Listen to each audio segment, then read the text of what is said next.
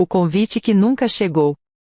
O cheiro de desinfetante barato misturado com café requentado me fez perceber que eu estava nervosa antes mesmo de admitir isso para mim mesma. Eu estava sentada naquelas cadeiras de plástico duro da recepção de um prédio antigo, não era hospital, não era repartição pública, mas parecia os dois ao mesmo tempo. O tipo de lugar onde ninguém quer estar, mas todo mundo acaba indo. No meu colo, o celular vibrava sem parar. Grupo da família. Ignorei por alguns segundos.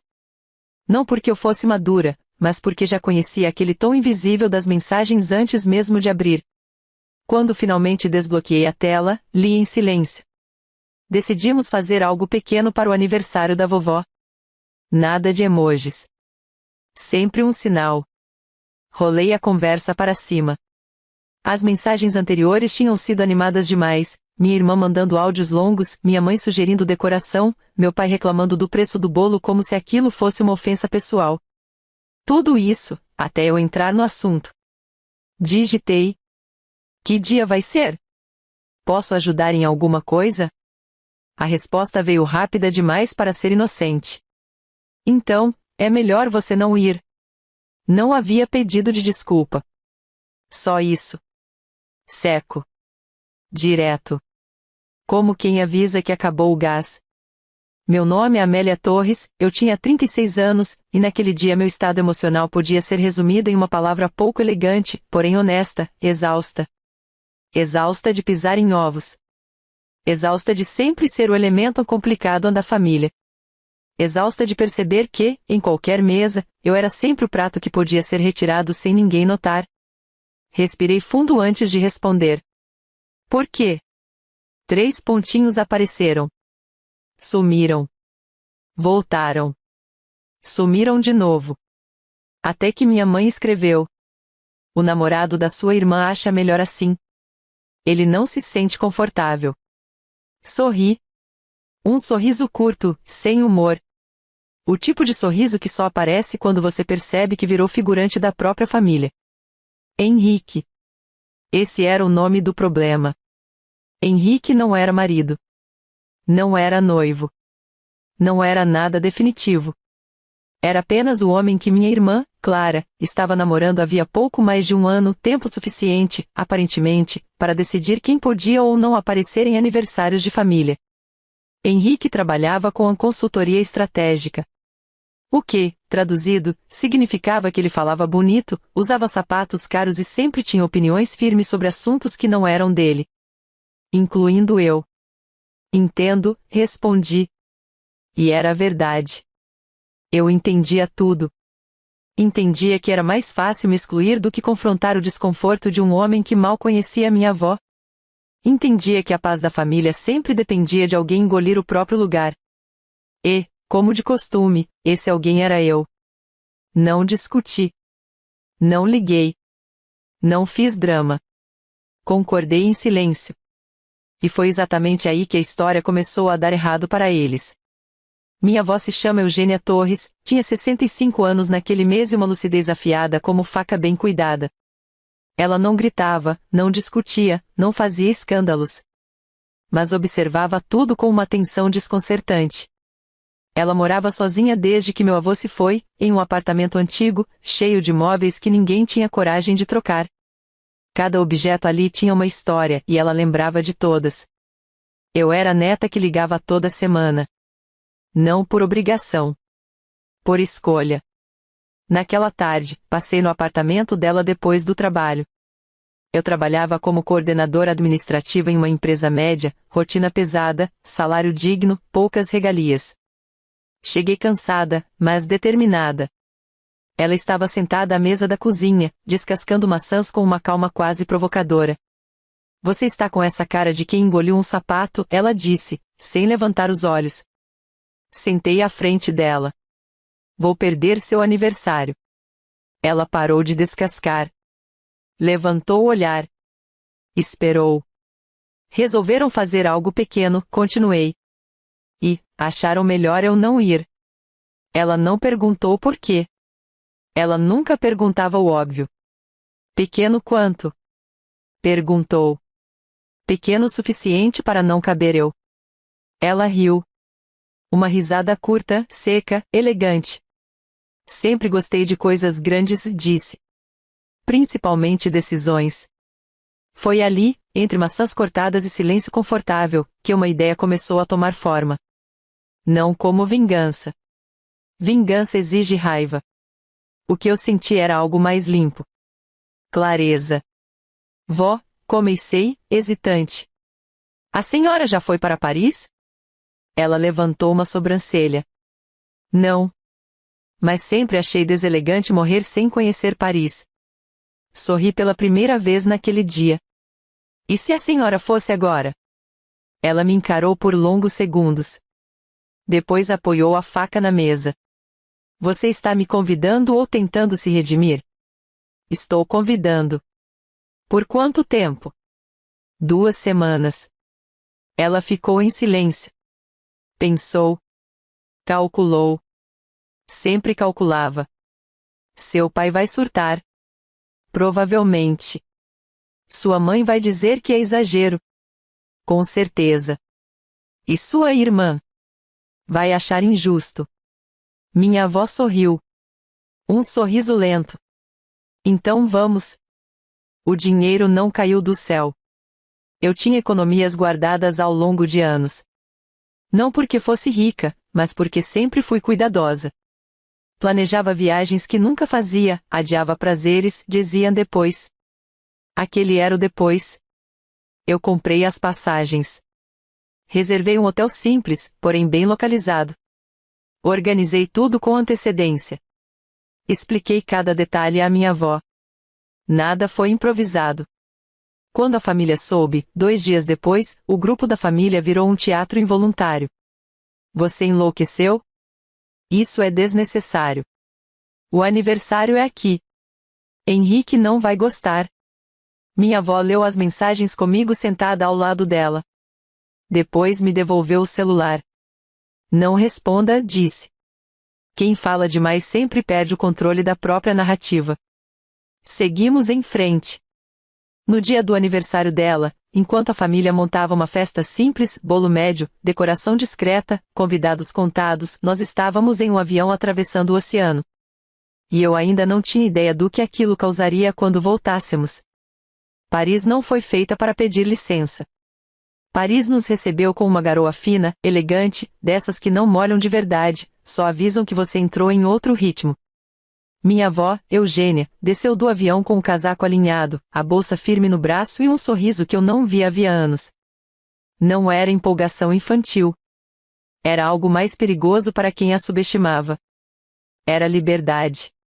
Amélia, ela disse enquanto esperávamos a mala girar lentamente na esteira, você percebe que ninguém aqui sabe quem é o Henrique?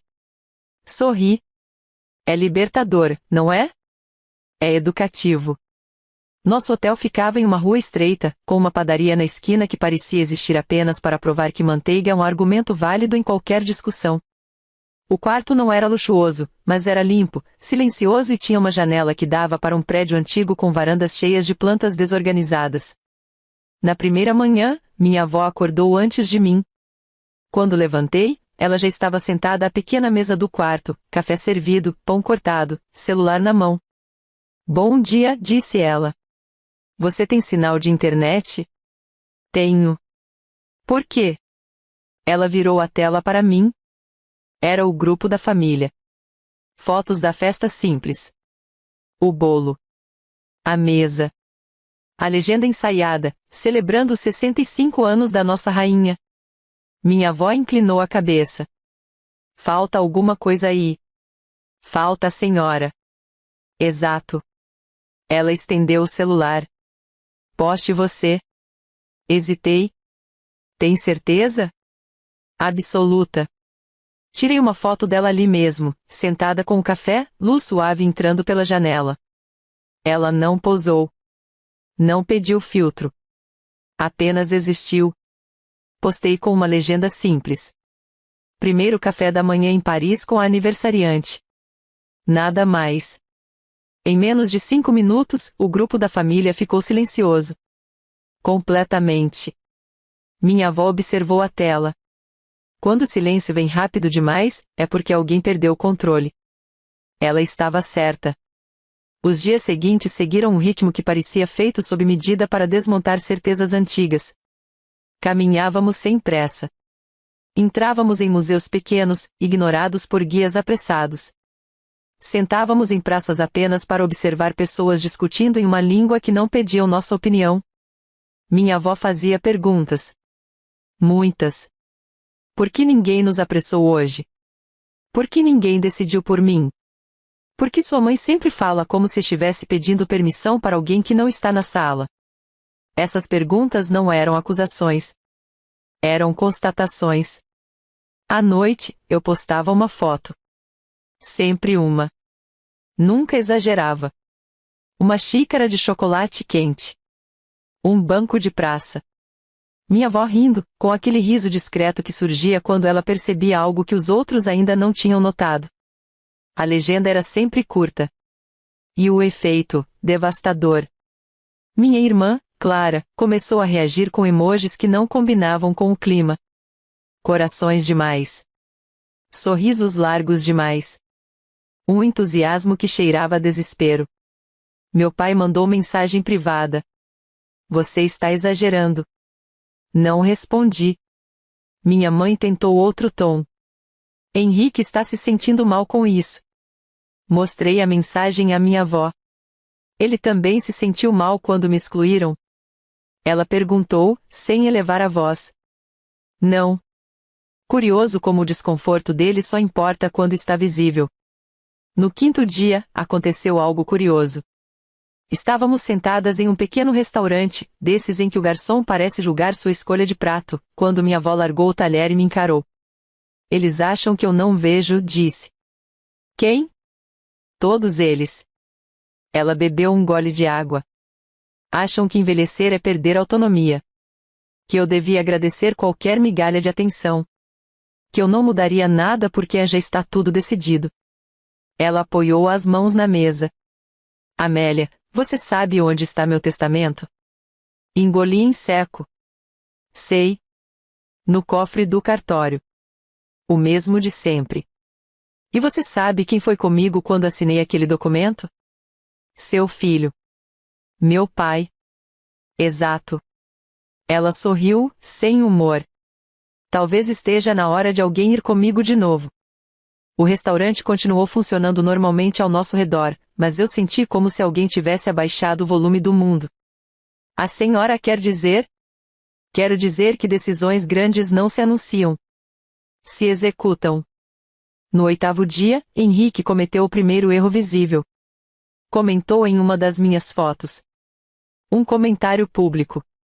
Algo como, legal a viagem, mas a família sentiu sua falta. Minha avó leu e soltou uma risada curta. Olhe só, disse ela. Ele tenta soar magnânimo enquanto deixa claro que você foi o problema. Quer que eu apague? Deixe. Pessoas assim sempre falam mais do que deviam quando acham que estão sendo educadas. E, como se não bastasse, minha irmã completou. Voltem logo. A vovó precisa descansar. Minha avó tomou o celular da minha mão. Digitou sozinha.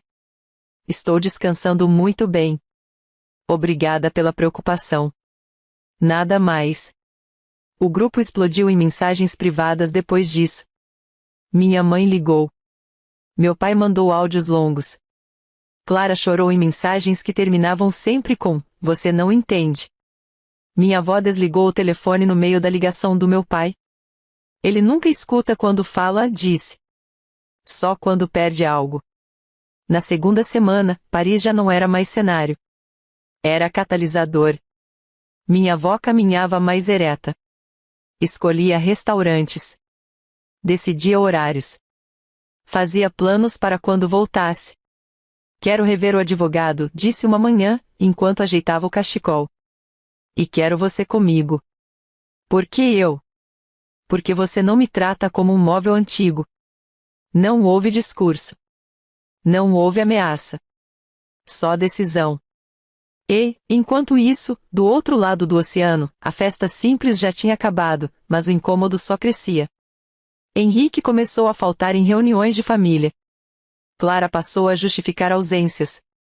Minha mãe tentava manter uma aparência de normalidade que ninguém mais comprava. Eles achavam que era só uma viagem. Mal sabiam que Paris tinha feito algo irreversível. Quando o silêncio pesa mais que grito. O aeroporto nos recebeu com aquele barulho constante que parece organizado, mas nunca é, rodinhas de mala batendo no chão, anúncios que ninguém escuta direito, gente correndo sem saber exatamente por quê. Minha avó, Eugênia, caminhava com calma demais para aquele lugar. Não por cansaço, era postura. Ela sabia exatamente para onde estava indo. Eu, por outro lado, sentia uma pressão estranha no peito. Não medo. Expectativa. Assim que liguei o celular, as notificações se empilharam como se tivessem ficado em fila esperando autorização para entrar. Chamadas perdidas. Mensagens longas. Áudios não ouvidos. Não abri nada. Não leia agora, disse minha avó, sem olhar para mim. Aeroportos não são lugares para absorver drama. No trajeto até o apartamento dela, o motorista tentou puxar conversa. Ela respondeu com educação, mas sem dar margem. Quando passamos pela rua conhecida, vi as janelas do prédio como quem olha para uma cena que sabe que não será a mesma. E eu estava certa. No dia seguinte, sem avisar ninguém, fomos ao cartório. O mesmo de sempre. Mesma fachada discreta, mesma porta pesada, mesmo cheiro de papel antigo e café esquecido. A diferença estava na companhia. Desta vez, não era meu pai quem estava ao lado dela. Era eu. O tabelião reconheceu minha avó na hora. Chamou-a pelo nome completo, com aquele respeito automático que pessoas verdadeiramente lúcidas inspiram. Vejo que a senhora voltou, disse ele, com um sorriso profissional. Voltei diferente, ela respondeu. Sentamos. Ele abriu a pasta. Começou a explicar os termos com a paciência de quem já explicou tudo aquilo antes. Minha avó levantou a mão. Eu sei o que está escrito, disse. Quero mudar. O homem não pareceu surpreso. Só anotou. Deseja alterar cláusulas específicas ou revisar tudo? Ela me olhou. Tudo. Respirei fundo. Aquilo não era impulso. Era consequência. Ela explicou, com clareza quase cirúrgica, o que queria. Quem ficaria responsável por decisões médicas? Quem teria acesso a contas? Quem teria prioridade em bens? Quem ficaria apenas com lembranças? Não houve punição declarada. Não houve vingança explícita. Houve lógica. Confiança, disse ela. Não é um direito vitalício. Assinou com a mão firme. E, naquele momento, algo que vinha sendo construído havia anos se reorganizou em silêncio. Quando saímos do cartório, meu celular vibrou. Mensagem da minha mãe? Seu pai quer almoçar com a gente. Minha avó leu por cima do meu ombro. Ele quer entender, disse ela. Sempre tarde demais. A senhora quer ir? Ela pensou por alguns segundos. Quero observar. Aceitamos. O almoço aconteceu na casa dos meus pais. A mesma sala arrumada demais para ocasiões que pedem sinceridade. A mesa posta com cuidado excessivo, como se uma boa toalha pudesse conter tensões antigas. Meu pai, Otávio, nos recebeu com um abraço contido. Minha mãe, Lúcia, sorriu com aquele sorriso que tentava parecer neutro, mas falhava. Minha irmã, Clara, chegou depois. Sozinha. O detalhe não passou despercebido. Onde está o Henrique? Perguntou minha mãe, rápido demais. Clara ajeitou a bolsa. Teve um compromisso. Minha avó sentou-se à mesa sem comentar. Durante o almoço, falaram de tudo que não importava. Trânsito. Preço do mercado. Uma vizinha que ninguém conhecia direito. Eu observava. Minha avó escutava. Quando o café foi servido, ela pousou a xícara com cuidado. Preciso dizer algo. Silêncio. Decidi revisar meus documentos legais. Meu pai engoliu em seco. Isso é necessário? Absolutamente. Minha mãe tentou sorrir. A senhora sempre disse que estava tudo resolvido. Disse, respondeu minha avó. Antes de ser excluída do próprio aniversário. Clara levantou o olhar. Não foi isso. Foi exatamente isso, cortou minha avó. E mais. Ela não levantou a voz. Não precisou. Quando alguém decide quem pode ou não estar presente na minha vida, essa pessoa também decide que não pode participar das minhas decisões futuras. Meu pai tentou argumentar. Mãe, o Henrique só estava tentando evitar conflito. Minha avó inclinou a cabeça. E conseguiu. Só não da forma que você esperava. O clima mudou de forma quase palpável. Minha irmã começou a mexer demais no guardanapo. Minha mãe apertou os lábios. Meu pai parecia buscar algo sólido para se apoiar, mas não encontrou. O que isso significa, exatamente? Perguntou Clara. Minha avó olhou diretamente para ela. Significa que escolhas têm alcance. Clara respirou fundo. Você está punindo a gente por causa de um namoro? Minha avó sorriu, dessa vez com leve ironia. Não, querida. Estou me protegendo por causa de um padrão. O silêncio seguinte foi quebrado por uma notificação. O celular de Clara vibrou sobre a mesa. Ela olhou. O rosto mudou. É o Henrique, disse, baixo. Minha avó não comentou. Mais tarde, quando estávamos indo embora, Clara me puxou pelo braço na garagem. Você fez isso, disse, com os olhos marejados. Você colocou coisas na cabeça dela. Soltei o braço com calma. Eu só a levei para Paris. Você sabia o que estava fazendo. Sabia, concordei.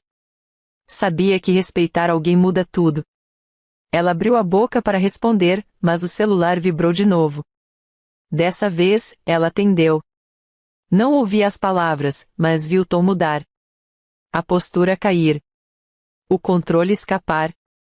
Como assim você não vai mais vir? Agora não é a hora? Você está exagerando. Ela desligou, pálida. Ele disse que está desconfortável com esse clima. Que prefere um tempo. Olhei para ela, com uma calma que eu não sabia que tinha. Parece que o desconforto mudou de lugar. Naquela noite, minha mãe ligou chorando. Meu pai mandou mensagens longas, confusas. Henrique parou de aparecer em qualquer conversa. Clara se fechou em um silêncio defensivo. E minha avó dormiu tranquila como não dormia há anos.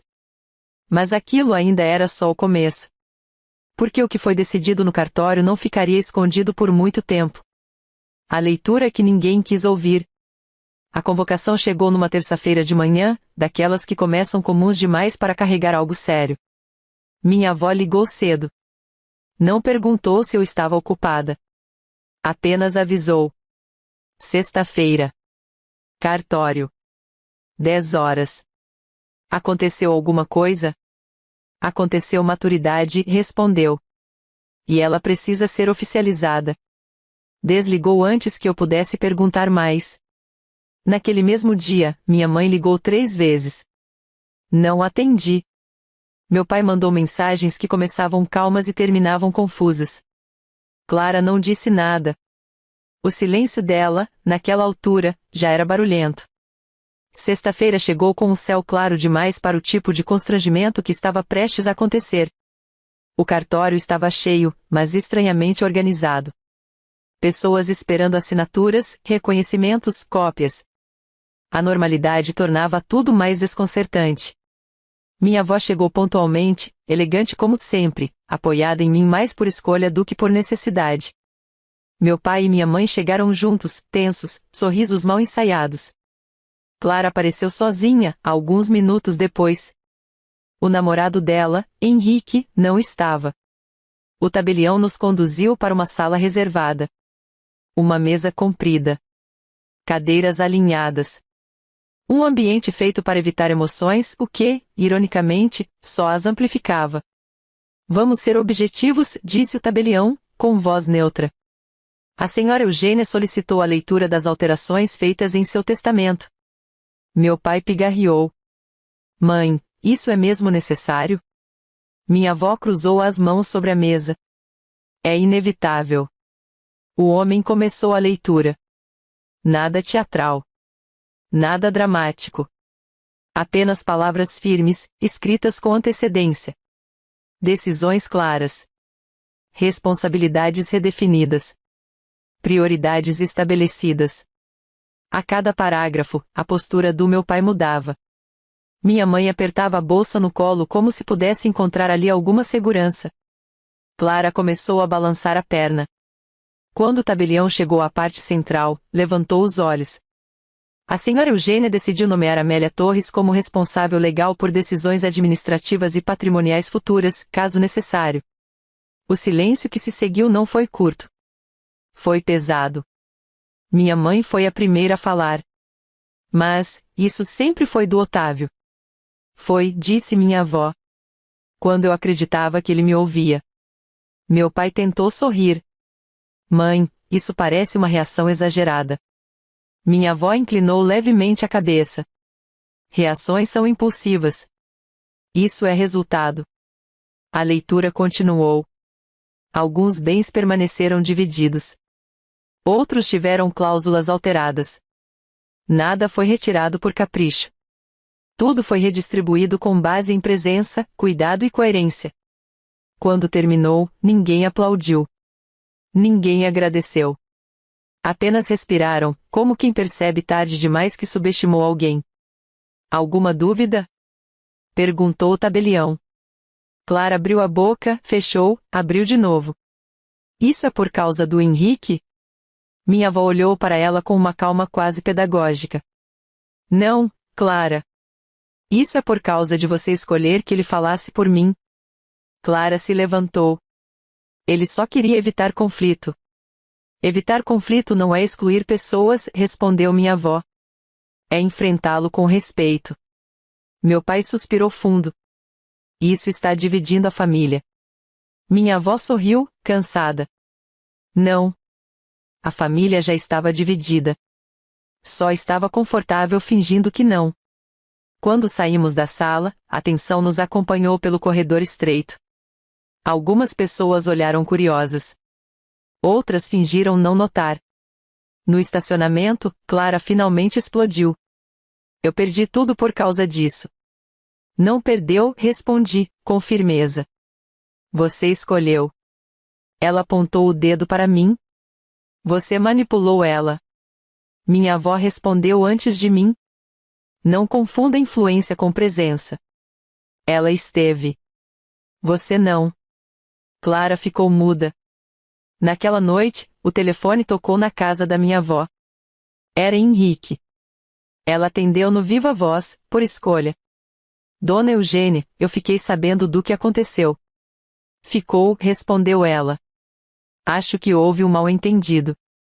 Eu jamais quis causar. Você causou, interrompeu. E agora está colhendo o desconforto que distribuiu. Houve um silêncio do outro lado. Clara está muito abalada. Clara fez escolhas adultas, disse minha avó. E adultos lidam com consequências. Talvez seja melhor darmos um tempo, disse ele, finalmente. Minha avó não reagiu. Talvez, respondeu apenas. Ele desligou. Clara chegou chorando meia hora depois. Não gritou. Não acusou. Apenas sentou no sofá e chorou como alguém que percebeu tarde demais que terceirizar decisões também é decidir. Ele terminou comigo, disse, entre soluços. Minha avó lhe ofereceu um copo de água. Terminar não é o fim do mundo, disse. É o fim de um acordo que não te favorecia. Nos dias seguintes, a família tentou se reorganizar. Meu pai ficou distante. Minha mãe passou a ligar com mais frequência, agora escolhendo melhor as palavras.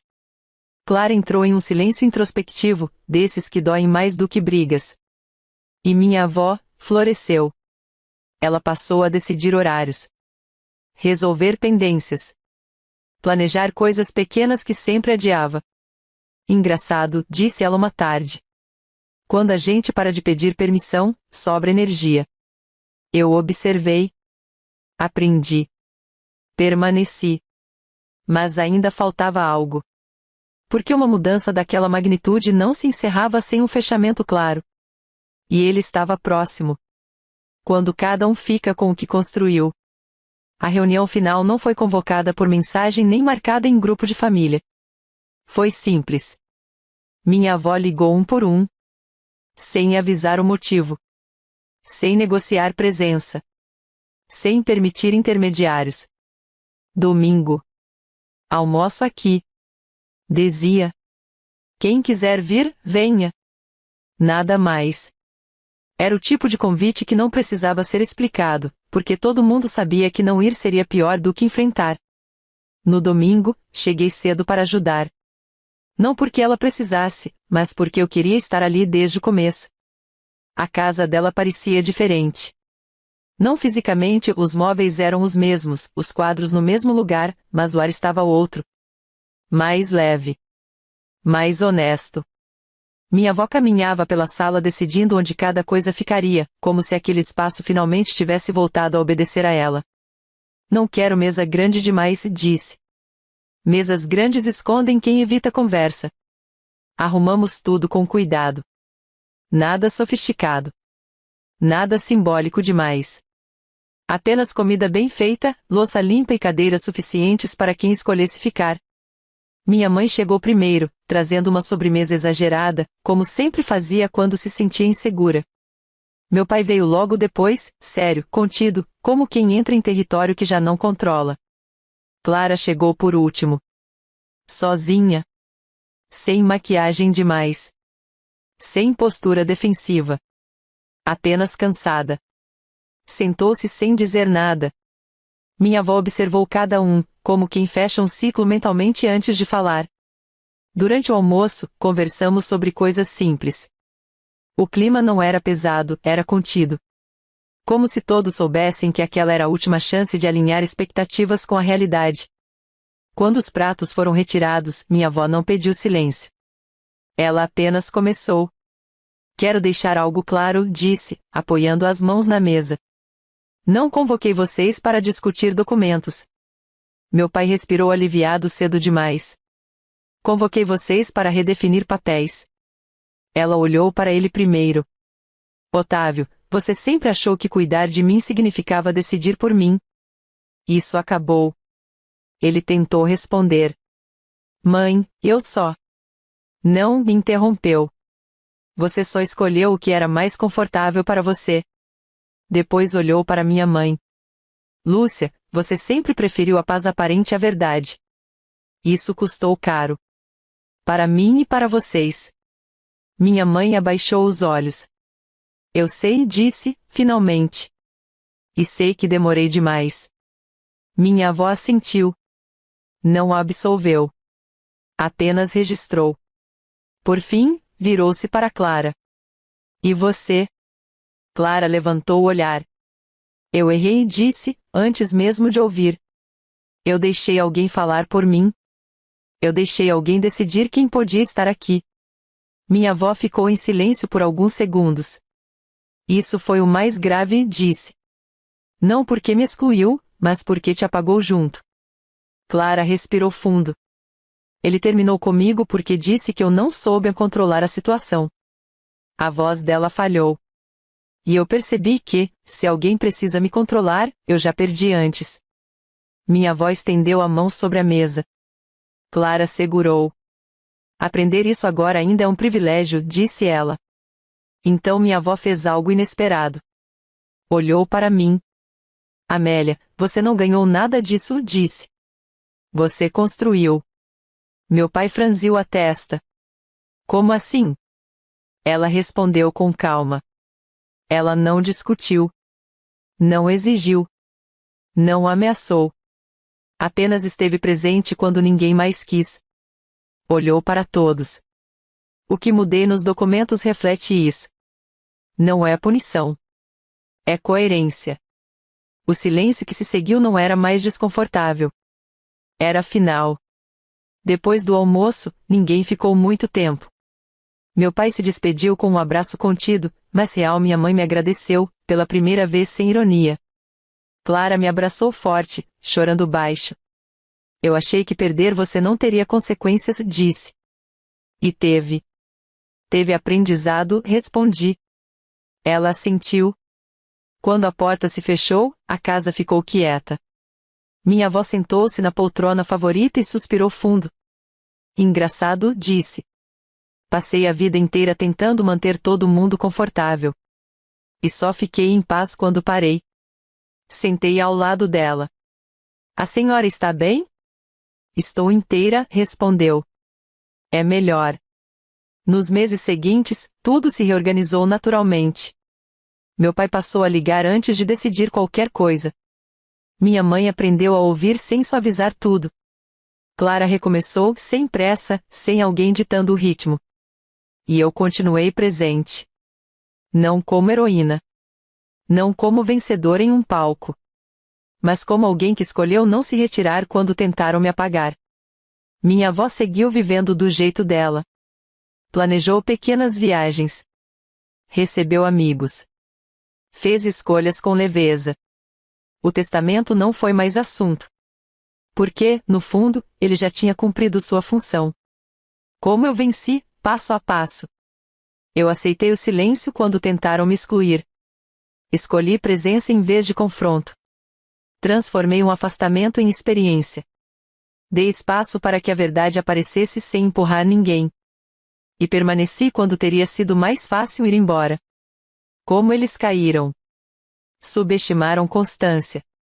Terceirizaram decisões. Confundiram conforto com controle. E acreditaram que excluir alguém não teria efeito dominó. Teve. E foi inevitável. No fim, ninguém perdeu tudo. Cada um ficou exatamente com aquilo que construiu. E, pela primeira vez em muito tempo, isso pareceu justo. Chegamos ao fim de mais uma encantadora de história no canal. Até o próximo vídeo.